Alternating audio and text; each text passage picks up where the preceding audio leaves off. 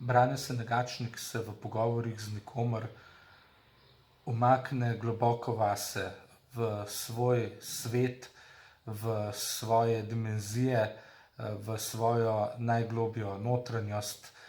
Gre za izjemno čutečo, lirično knjigo. Knjigo zvrsti, ki je v bistvu v zadnjem času, vsaj pri nas, praktično izumrla. Gre za knjigo, ki je precej arhaična na prvi pogled.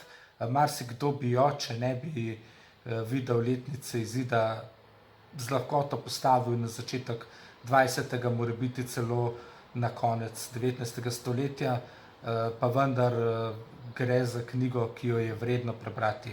Morebiti se bo zdela sama knjiga, tako kot se je meni po prvem sprehodu skozi njo, zdela popolnoma nepotrebna.